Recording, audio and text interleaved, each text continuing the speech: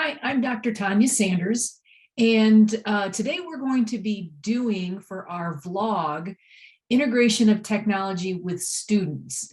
And soon Dr. Roger Manier and Judy Tucker will be joining me. We've decided to do a different style of meeting today, where I'm just going to record everybody without them knowing it. I mean, they're going to know it, but without them knowing it, and basically get more authentic interactions. We've discovered that when we meet before we push record, we talk about a lot of awesome things and we wish we were recording. And then when we start recording, it's not as natural. So we're going to try a different format today. As always, you can look for our vlog, NWOET Tech Time on YouTube, and then also on the URL that you see on your screen right now. You can click on there and you'll see all of the videos that we've done and the resources associated with them. So soon Roger and Judy will be joining us, and we'll be talking about integration of technology, how to prepare your students. Yeah, so it's good to see you guys this morning, Roger and Judy, and we're going to be talking about the integration of technology. Mm-hmm. And I think last week we had a good conversation about it, but what did you guys want to talk about today? So we're when we talk about technology literacy, and it's like, what do students need to know? What do kids need to know? And what do we expect them to know? And what do we think they already know that they maybe know and they maybe don't? I mean, that's something that I think would be really good for us to talk about for a few minutes. Yeah, I think that's a good point. Because I think a lot of times, and I make this mistake with my young ones, and even with the oldest, I assume they know how to do something, and with my younger ones, they always the one always says, yeah, I know how to do that, and then I come in 5 minutes later and my computer's all messed up, but because I assume that, I mean, he does his best and he troubleshoots and he moves through things, but then I'm also like, why are there 10 tabs up that have error messages from, and so it's good for them to explore and learn some things, but also I probably could have saved him a lot of stress and worry if I would have guided him on a couple points or something like that. There's discovery education, and then there's discovery learning, the instructional design model. There's discovery learning, and then there's frustrated learning, and we don't want anyone to really go through that. So no, yeah, Tonya, I like your term frustrated learning. I've never heard that before, but I think it applies. For discovery learning to work, you have to make sure the students know at least which direction to go, what's going to be moving them forward into unexplored territory, but with interesting and useful things to find. If you think about a treasure hunt or on an island, and I know some of our districts, one in particular, is doing a treasure hunt pirate kind of a theme.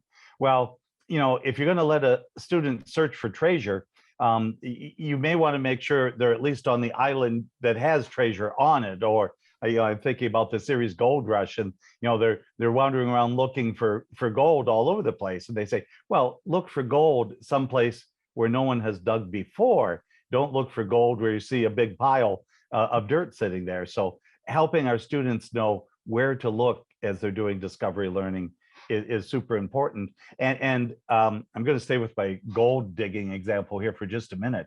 You don't want to send them out with their bare hands and say, here, you have to dig a 50-foot long, 2-foot deep trench to get to it. You want to make sure they have a shovel, that they have gloves on, that they have the safety equipment.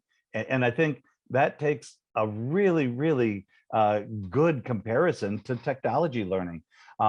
We want to make sure, first off, that they have the safety equipment on, that they know how to be safe online.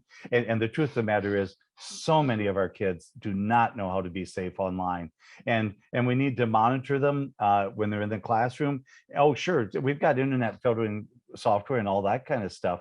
But some of our students intentionally, some of our students accidentally will go around those things. So first off, you got to make sure they have the safety equipment, and then you have to make sure that they have the basic tools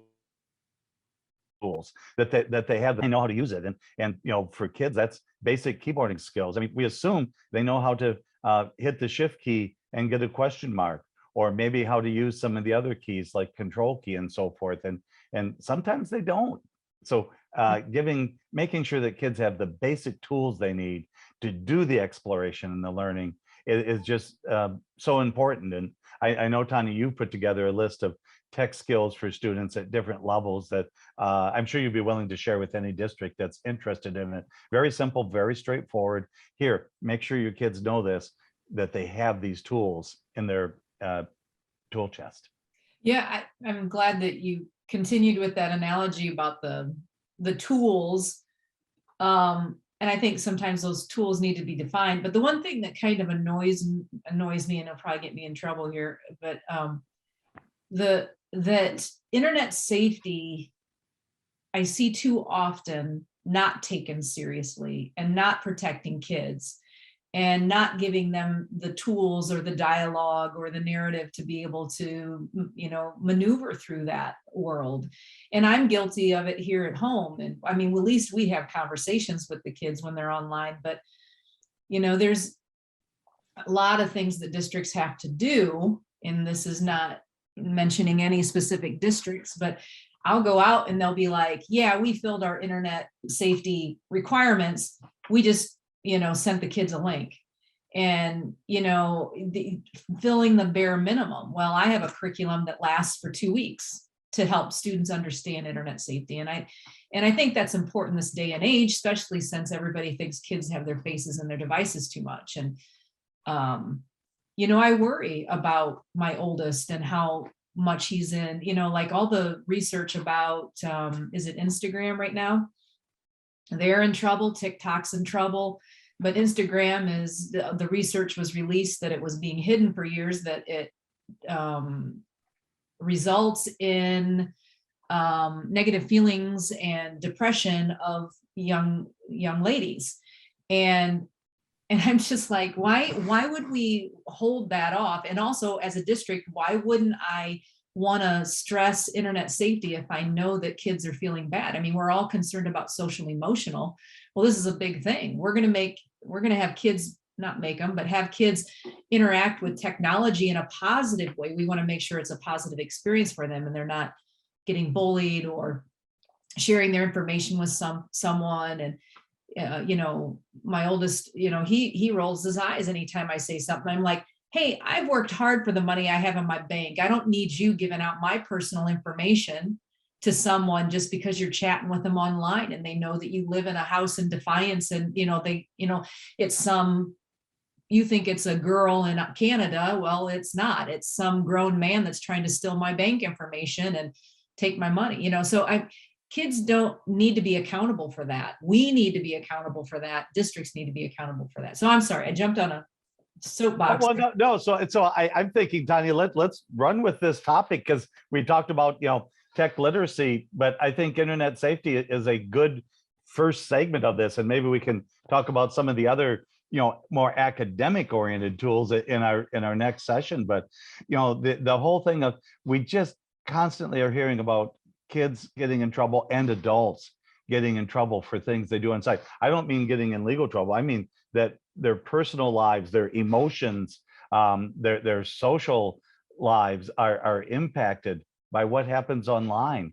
And I think one really simple thing to do, if you're a classroom teacher at any grade level and with any group of students, when something happens in the news where it talks about this, that, or the other thing occurred on Twitter, TikTok, Facebook, the list of any of the social media platforms there. If you hear something in the news, just hey, bring it up, spend a minute or two on it in class to help our kids stay safe. It's like, hey, do you think this was okay? Or what could you have done instead of doing this? Or what kind of personal information did they share that they probably should not have shared? And it was another student from my school. I didn't know them, but they were from my school. And this is a real life example that happened to me and one of my relatives, is that a young man was approached online by a girl, supposedly from his school, that to meet him in a private location after a game, after a sporting event. And fortunately, the mom found out, and we checked, and there was no girl enrolled in the entire district by the name he was given. Now, I don't know what that online person was trying to do, or whether it was going to be an abduction or a mugging or whatever, because in the communications, Tonya, as you just said, they talked about money and, oh yeah, I always have some money with me when I go for the game. It won't be any problem. We can go get pizza afterwards. So they revealed that they were carrying cash with them at the game. And, what sort of thing seems totally innocent? And another bigger, with over any holiday or any vacation period, it's, don't let people know you're going to be gone. You don't want to say, oh, gee, yeah, we're going to grandma's house and we're going to be there 5 days over the holidays, or even we're going to be there, we're going to be there Saturday night. Again, you don't really want to say that in social media. You text it to somebody who you know for sure who it is, yeah, maybe okay. But sharing where you're going to be, what you're going to do, how much money you have, is really just exposing yourself to dangers that you don't want. And I'm going to turn it over to you and Judy. I've talked enough here for the moment, but something I think we need to mention is sending pictures online is just probably my number one concern for children and young adults. I mean, I don't think there's any age that's too young to start talking about internet safety. If they're using a device, they're not too young. Because I have two grandsons, 4 and 2, and we were putting together those Samaritan Purse Christmas boxes that you see, the green, red ones. Different organizations and churches are promoting that program, and it's not new. But one of the things I was really surprised, there was this 2-page back and front of this sheet that you were to fill out and put your name of who you were and to give your address. And it said, and the person receiving this will try to write you back. And then plus you were supposed to put a picture of your house. And I said, a little arrow going to where you hide the key. No, we are just putting your first name, and we will put a picture of your house here. They, glued it on. But again, my alarm code is under the mat. Yeah. And I very quickly explained that Theo and Tate, we were not going to put their last name, or we were not going to put their address. Hey, somebody wasn't thinking real good here as far as, and it, absolutely, Judy. And in that particular example, you can always give some neutral location to send the information. Hey, if you want to contact us at the church. Here's our church address. In the case of schools, if you want to contact us at the school, here is the school address, and that's how you can communicate. You just never want to give out that kind of personal information to somebody you met online. Wow, what a great example of what the sooner we can start telling kids about things like that never give out your personal information. And I always tell, I don't know, some people say, you must do a lot of Facebook. And I said, yeah, that's how I keep up with my former students. But every person on Facebook, I know who they are. And once in a while, it takes me a while to find out what their maiden name was and how they, whatever. But I don't accept any friendships from anybody. I don't personally know who they are. It's just not a good idea on Instagram or anything, in my opinion, that you are friends on social media with people you aren't even socially aware of. I mean, I know a lot of people do, but that would be my advice to students. Judy, what you just said is, if they're old enough to have a device, they're old enough to begin talking about internet safety. And boy, that is so true. Tonya, I know you've got to wrap us up here pretty quick. Maybe in next session, we can talk a little bit more, because I really would like to have a discussion on what you think and advice we might offer regarding students using digital photographs and sending pictures online. Right. Okay, so the episode you just watched was about getting students prepared for using technology, and we diverged a little bit and started talking about keeping students safe online. Thank you for joining us. All of our contact information is at the end of this video, and also you can access all the resources at the URL on your screen right now. And if you have any questions, make sure that you use the contact information at the end of this video to reach out to NWOET. Thanks.